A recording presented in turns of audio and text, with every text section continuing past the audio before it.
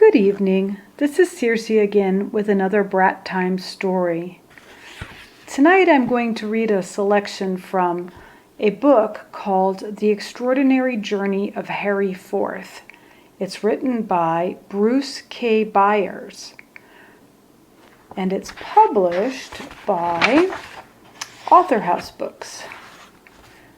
I chose this story because we are in a pandemic and there are fires raging on the West Coast, and there's flooding and hurricanes on the East Coast in Texas. And this story deals with a weather event in Albuquerque, New Mexico. I also like this book because currently I'm living in New Mexico, and Bruce Byers writes in great detail about some of the places I know and have been to in New Mexico and in Albuquerque, as well as the University of Maryland Munich campus. So, here is my selection. One gloomy Saturday afternoon, shortly after the family arrived in Albuquerque and took a suite at a motel on Route 66, Edward Forth took his two older sons for a drive. He wanted to get them out of their room and give his wife Margaret some peace. He drove them around a part of the city that was in the process of expanding with new residential housing. He was looking for a place he could rent. After riding around in the back seat of their father's big black 1940 Ford sedan for a couple of hours, Harry and Roger became bored and cold. They began to complain, and Ed decided it was time to return to the motel. He admonished them to sit up straight and to stop whining. The sky had been slate gray for most of the afternoon, and snow flurries had whooshed across the landscape while the three of them had been driving around. Ed decided to do some dead reckoning navigation to get back to Route 66 and began to follow several dirt roads that cut east and south across the mesa. As he drove along, the snow flurries turned denser. Large flakes fell across the windshield. He turned on the wipers and the defroster and continued to work his way in what he thought was a southeasterly direction. After 15 minutes, he could see only a couple hundred feet ahead. He continued on the road as the snow accumulated rapidly. A strong northwesterly wind blew sheets of it across the road, and Ed saw he was in the midst of a sudden storm that quickly threatened to cut off his vision. Harry and Roger were not paying much attention to what was happening around them. They were busy playing games with each other to amuse themselves. They looked up from time to time to see the large figure of their father hunched over the steering wheel and peering out into the whiteness. They were not conscious of the car's slower progress, but Ed had to slow down to keep track along the dirt road whose shoulders were barely visible. Now, in the gloom of the late afternoon, as the snow rapidly filled the contours of the road and the visibility decreased to 20 or 30 feet, Ed switched on the headlights to see whether they would penetrate and offer more contrast to the diminished outlines of the road ahead. After a few moments, he swore. The headlights were not helping, and daylight was beginning to fade. Darkness would soon be upon them. He was not in the cockpit of one of the aircraft. He flew as an Air Force pilot. There was no radio and compass or other navigational aids to help him steer onward. He had to try to hold the car in the middle of the road and avoid getting stuck in a snowdrift along the shoulders. He had chosen to risk finding his way back to the main highway across the mesa instead of driving through unfamiliar streets and intersections of the city. He had not reckoned with the sudden blizzard. There were no cars or trucks ahead whose lights he could have followed. Instead, he found himself with his two sons alone in an unfamiliar area whose distances he had underestimated. The mountains to the east that rose high above the mesa were now no longer visible. Ed had lost all distant points of reference. He could only work his way forward and hope that the road would soon lead them back to the highway. Harry and Roger grew quiet as their father drove more slowly. Harry asked how soon they would be back with their mother and baby brother. Ed did not respond. He was trying to keep the car on the crown of the road, but the wet snow was beginning to make steering more difficult. It was also accumulating on the windshield despite the wiper action, and the defroster was turned on high. He was afraid that the snow melting on the glass would start to freeze as it ran down to the hood. The passenger side windows were becoming encrusted with snow. A steady wind kept those on the driver's side mostly clear. Ed Forth estimated he had been driving nearly half an hour through the worsening storm when the car began to fishtail in the unplowed snow. He knew the tires were worn and he had no chains to put on them. Soon they would lose most of their limited traction. If he did not find the highway, he could become stuck, and the three of them would face the prospect of spending the night in a blizzard. After struggling forward for another few minutes, the car finally ran into the deep wind-blown snow. Ed tried to rock it back and forth, working the clutch and shifting from first gear to reverse several times. This only hastened the car's slide into deeper snow along the shoulder. After a few tries, he realized it was hopeless. He shut off the engine to save fuel and sat quietly. "What's wrong, Dad?" Harry asked. Again, silence.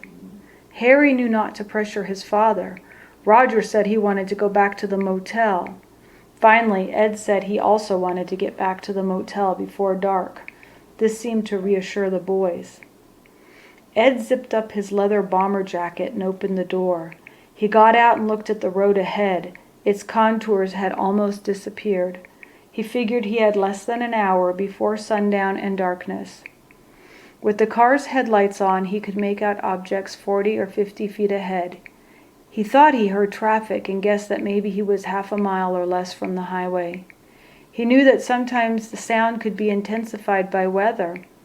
The driving wind had started to abate. He concluded that he might have a 20 or 30-minute walk if he could follow the outline of the road. He noticed that the snowflakes were smaller and not falling as fast as before.